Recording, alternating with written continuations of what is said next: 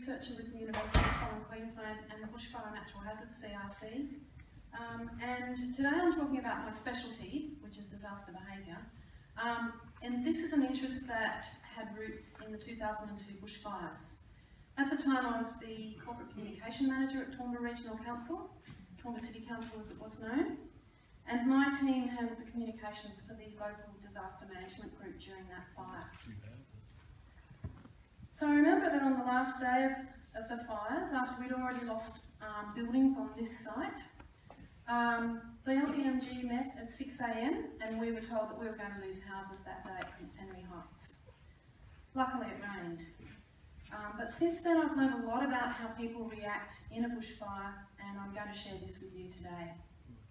So there are 3 reasons for my concern about this wildland-urban development, and they all relate to aspects of human behaviour in a disaster, and all of this has been completely overlooked in terms of the planning and the rules that govern the planning process. A bushfire doesn't become a disaster until people and assets are involved. So number 1, people don't prepare for bushfire even if they have experience. More than 70% of wildland-urban interface residents had no awareness of the threat on the days that the Premier of Victoria and the CFA chiefs were giving warnings, and they did nothing to prepare. People overestimate their ability to defend their homes, and they also say they will evacuate, but only have vague plans on the routes, where they're going, and no understanding of the time it will take them to leave, to collect their precious items, their pets and their children before they leave. Studies consistently show that 85 to 90% of people who live in a bushfire area plan to leave, but they won't do so until they see the planes coming. And 24 people died in the Black Saturday bushfires as a result of that level of planning. The key reason for not preparing is the time pressure of day-to-day routines, especially with families with children. I've done research for Queensland Fire and Emergency Services along the escarpment, interviewing residents in bushfire vulnerable areas like this development.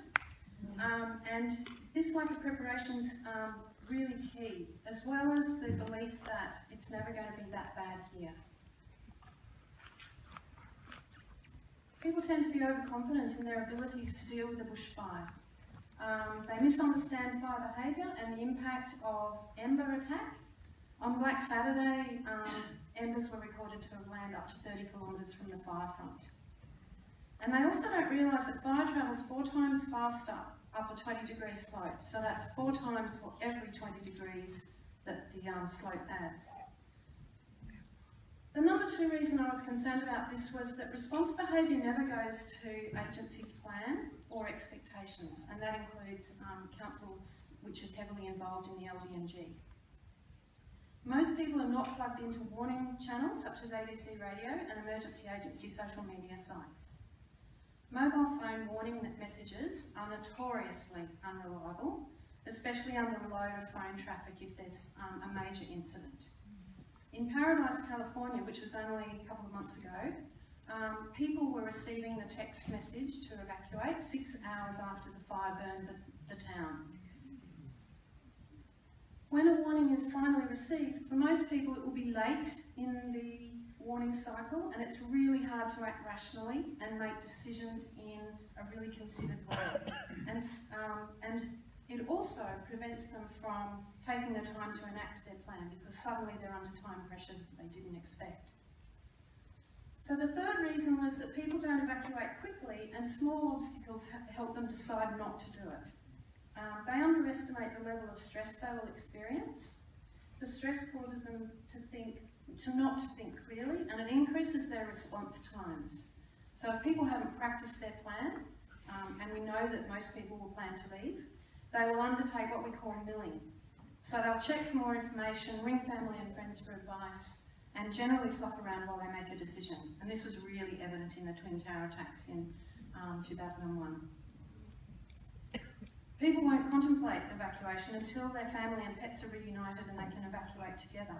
So this means that people will drive home when they find out about a fire. They won't just evacuate. Schools are also a site of convergence. So if it's a school day, parents will go to the schools to get their kids first. And they won't leave in one car. Each car in that family is going to be packed up to the gunnels with possessions before they leave. So every family is going to have as many cars as they own on the road. And while this is happening, agencies are trying to get in with large vehicles. So at a recent fire in Mount Luke in December, Mount Luke is just north of Toowoomba, about 30 k's, in the middle of the state forest, so no houses, no buildings threatened, 22 fire appliances arrived at that fire. So, and that wasn't including water resupply vehicles. So you can just imagine the scenario if buildings are threatened. Queensland Fire and Emergency Services responds with many more vehicles than that. And at the same time, at least 600 cars are trying to leave, which is a realistic scenario on a weekend. So Black Saturday happened on a weekend. So my submission referred to recommendations by the Black Saturday Bushfires Royal Commission, which came up with 19 recommendations on planning and building in bushfire areas. Including this one. It would be tempting to dismiss these in our context, that is in the Toowoomba, Queensland context, because we don't get Victorian-style bushfires in Queensland. Well, as of November, we do. We had a catastrophic fire danger rating over a number of days in central Queensland for the first time since the category was invented, and the category was invented as a response to the Black Saturday bushfires. Key sections of the Yungala National Park near Mackay, which is a rainforest national park, were burnt. About 8,000 people in the Rockhampton suburb of Gracemere were evacuated, and 15 houses and sheds were burned. Toowoomba had good rain in October, and that's the only reason it didn't happen here. So we're in danger of not learning the lessons that the southern states have learned already.